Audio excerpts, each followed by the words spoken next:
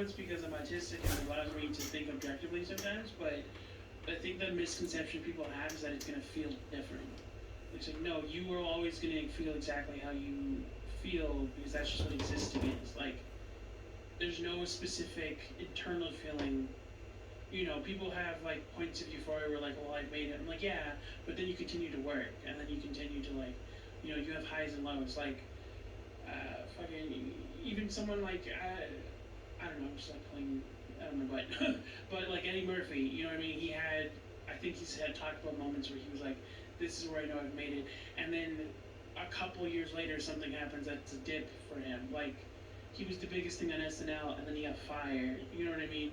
It's like it's never gonna feel. You as a person are never gonna feel different, just because you've earned this thing.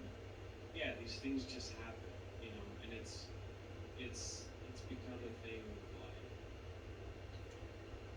it's a joke when people hang on to like the one thing, Al Bundy, Yeah. like in Married with Children. Like that's the joke is that he is living, he's still replaying his high school dreams. Yeah. And that's the thing that he achieved and lived on. Like, how annoying do we find people that always talk about how many, Oscars they have, or like how how gauche is it to constantly talk about those things? It's cool to do well, and it's cool to be recognized for your art, your work, and your success. Like that, all that stuff is cool. When you build your personality around it, you know, it's off-putting.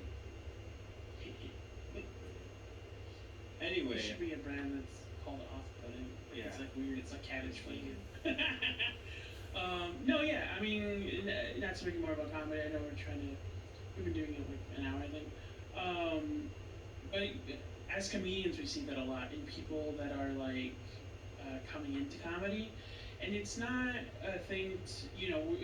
I've come into the mentality more lately that we shouldn't be trying to dissuade anyone from doing comedy, but I do also.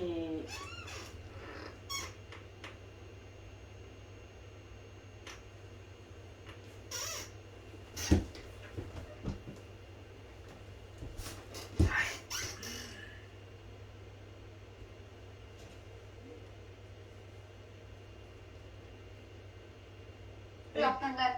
Hey, Tejaswani. How are you? I'm doing all right. I think you saw I shortened the meeting a little bit. I think the more I progress,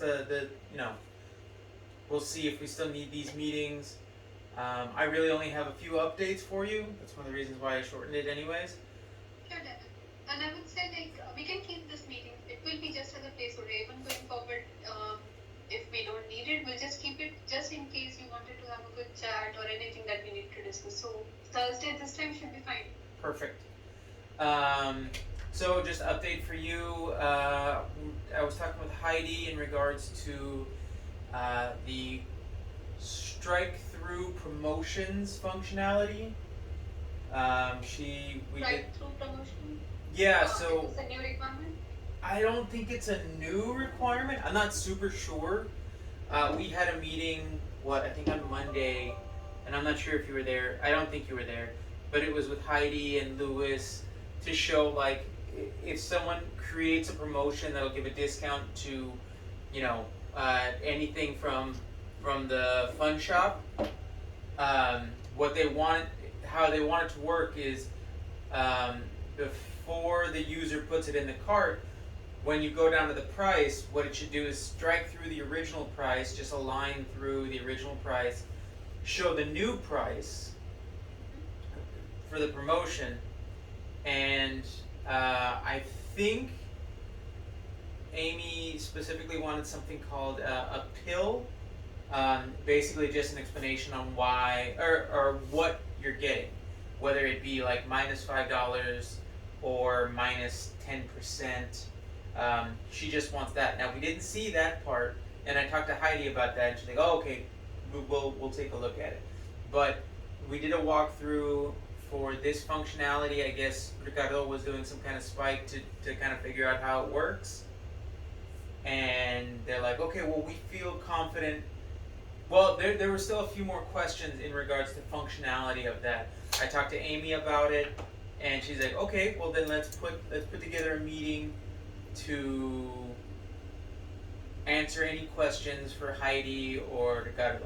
I let Heidi know, and she's like, okay, let me put some stuff together, a foundation, some questions, and then we can figure out when to organize this meeting. Okay, great. So, just so you know, that's coming down the pipeline. I also talked to Heidi. I just pinged you, I mean, sorry to cut you off, the feature that we have in our board for strike through. So the new PPI, the work item that you are mentioning, will that go under that feature, or it will be altogether a different one? I just pinged you the feature. It should be under that feature. So, what else? I talked to Sunil about his issues in regards to not being able to remove travel companions and not being able to remove bookings. I talked to Amy about that. She's like, well, the bookings thing, apparently that's a legacy thing that's been there forever. They don't really care about that. So that one's like the priority is super low. And I doubled back with Sunil to see how many people the travel companions thing is affecting. He confirmed that it's not really affecting that many people, like no one's really complaining about it.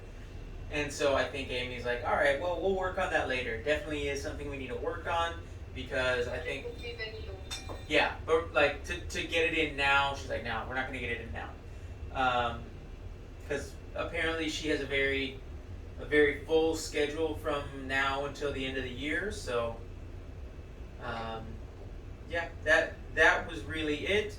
I personally worked on a couple of user stories in regards to the LMN code that was supposed to be passed through. Ricardo's working on a user story saying, if it's Australian currency, it should be this code. If it's American currency, it should be this code. But that's not working because the systems aren't passing that information through.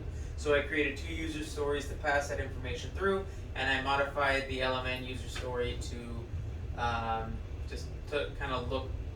I just wanted to mess with it because I don't have that many user stories in my style, so I was like, I'll do this, that way people start getting used to it. Sure. So just a quick question. So the element user story, I remember that was earlier scope for Sprint 13, but I guess it has some dependency with the Hybris, right? Yeah, and those are the two. Yeah, those are the 2 user stories I created, so we can resolve those blockers and then continue with that user story. So the blocker is on Hybris end, or it's still on the book side? It's on Hybris end, right? Like Hybris is the one that who actually deals with like populating all this stuff. From what's been explained to me, Hybris sends something to like an organizer, and that organizer sends it to mainframe. And when it goes from Hybris to the organizer and the organizer to mainframe, none of these currency codes are being pushed. So that's the only thing. I created one to say, Hybris, send this to the organizer, and then I created another user story that says, organizer, push this to the mainframe. And then the last one is going to be like, okay, in the mainframe, if we get this currency, it's this code. If we get this currency, it's this code. So those are the 3 user stories I've been working on this week. Okay. And for these, you're working with Offrame